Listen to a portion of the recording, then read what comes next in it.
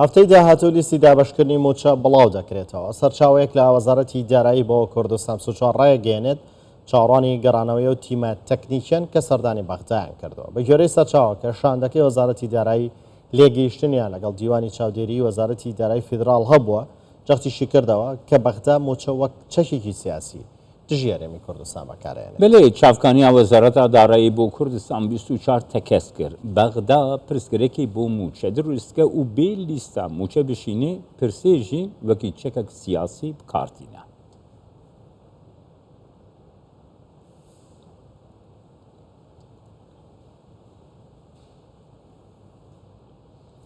کێشەدارەکانی هەرێمی کوردستان و حکوومەتی فیدراڵ ئەم تەوەرە لەگەڵ بەڕێز زامانجارکی ئەنجامی پەرلەمانی عێراق تاوتویەکەین کە لە بەختەوە لەگەڵماندا. بەڕێز ئامانج سڵاوتان لەبێ و کاتتان باش.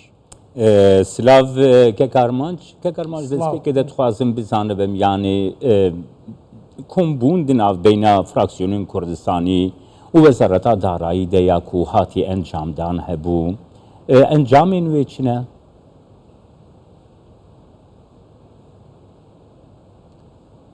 سڵاو بدایەت ئەو کۆبوونەوەی کە ئەمڕۆکرا لە مابینی شاندی هەرێمی کوردستان و وەزارەتی دارایی بە شێوەیەکی زۆر ئیجابی تەواو بوو. هەندێ نقاط هەبوون کە پێویست دەکرا اتفاقی نهایی لەسەر بکرێتن. ئەمڕۆ شکر بۆخوا بە گوێرەی ئەو زانیاریانەی کە بەدەستمان گەیشتون لەلایەن شاندی هەرێمەوە ئەو اتفاقانە کراو و هیچ شکالەیەکی تر نەما بۆ ئەوەی مانگەکانی داهاتوو موچە خەرج بکرێتن. چ زەمانەتێکەیە کە مانگەکانی داهاتوو بەبێ گرفت موچە خەرجەکرێ بەڕێز ئامانج؟ دوێنێ من زیارەتێکمانە بوو بۆ لای وەزیری دارایی عێراق لەگەری دانیشتن. حقیقەت من بۆ یەک سەبەب ڕۆیشتم بۆ ڕۆیشتم کە من پرسیاری لێ بکەم ئایا چ مشکلەیەکتان هەیە لەگەڵ پێدانی موچە بە فەرمانبەرانی هەرێمی کوردستان. ئەو جوابەی کە من لەو وەرگرت گوتی ئێمە هیچ ئیشکالیەکمان نییە لەسەر ئەو قایمانە دەڕۆین کە اتفاقمان لەسەری کردووە و لە حکوومەتی هەرێم وەرمانگرتووە و نەسان ئەو قسەی کە بە منیشی وتی ئێمە معاشی مانگی 7 و 8مان خەرج کردووە چاوەڕێی ئیجراعاتەکان دەکەین کە بک بە هەرێم و بەشێکیش لەو موچەیە گەشتووە بۆ هەرێم و ئێمە بەردەوام دەبین لەسەر ئەو اتفاقی کە کراوە لەگەڵ هەلێم و سەرفکردنی موچەکان لە کاتی خۆیدا. ئەو تاخیربوونەی کە ئەم جارش ڕوویدا دەگەڕێتەوە بۆ هەندێ ناو شت هەبوو کە سەر بە هەرێمی کوردستانن بەڵام لە ئیدارەکانی دەرەوەی هەرێم داوامیان دەکرد. ئەو ئیشکالیاتانش لە هەفتەی ڕابردوو کە تاکید کراوە ئەو موچە خۆرانە سەر بە هەرێمن موچەکە سەرف کرا. کەکارمانجنەها گەڤاگۆ فراکسیۆنین کوردستانی لەگەل 1 و 2 لەگەل شاندین عێراقی کۆم دبن لەگەل وەزارەتا دارایی وەزیرین جودا کارگەریاوێ چییە؟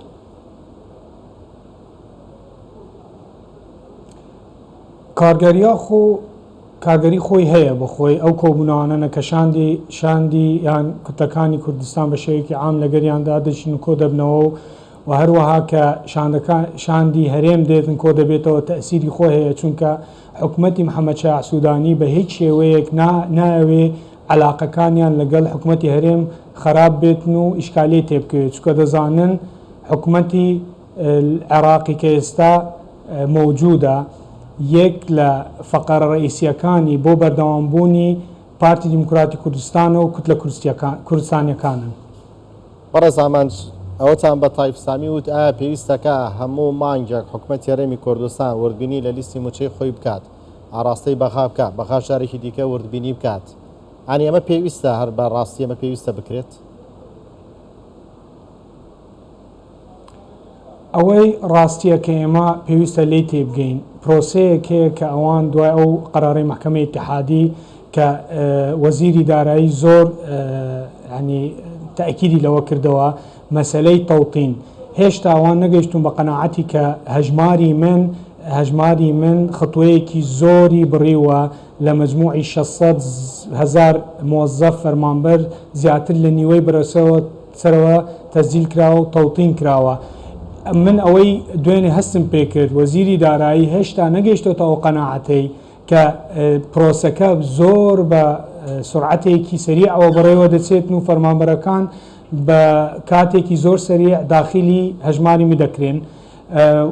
وابزانم ئەوەی کە پێویستە بە زووترین کات هەژماری من ئەو فەرمانەوەرانەی کە داخلیش نەبووینە داخل بکرێن ئەو پرۆسەیە دەبێتە پرۆسەیەکی ئۆتۆماتیک و ئومورەکان بەبێ ئەوەی عەقەلیان تێبکەوێتن بەڕێوە دەچن و ئەو موچەش لە کاتی خۆیدا سەرف دەکرێت. بۆ معلوماتیش ئەو تقریبان ماوەی 3-4-5 مانگە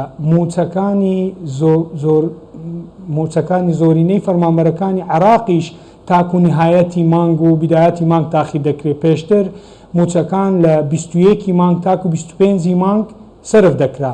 یعنی ئەوانش ئیشکالیەکیان هەیە لە ڕووی ئەو پارەیەی کە بۆ بودجە دابینکراوە لە بانقی مرکزیەوە سرف بکرێتن بۆ وەزارەتی دارایی تاکو خەرجەکان بکرێتن.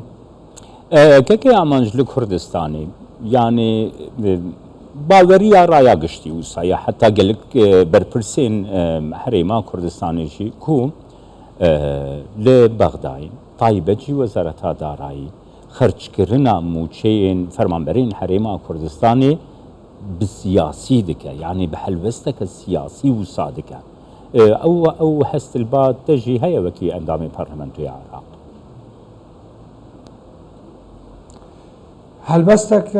هەلبەستێکی وا هەیە زدی زعیفکردنی قوارەی اقتصادی هەرێمی کوردستان، بەس لە نەفسی وەختیش مەسئلەی بودجە هەیە، یاسای بودجە ئەو یاسای کە ئێمە دەنگمان لەسەدا زۆر معوقاتی هەیە بۆ فەرمانبەرەکانی حکومەتی فیدرالیش تعدیلکردنەوەی یاسا کاتی دەوێت بۆیە دەیانەوێت لە ڕۆی کۆبوونەوە و اتفاقات ئەو ئومورانە بەڕێ بکەن تاکو بگاتە ئەو نقطەیەی ئەو یاسایە هەموار دەکرێتەوە.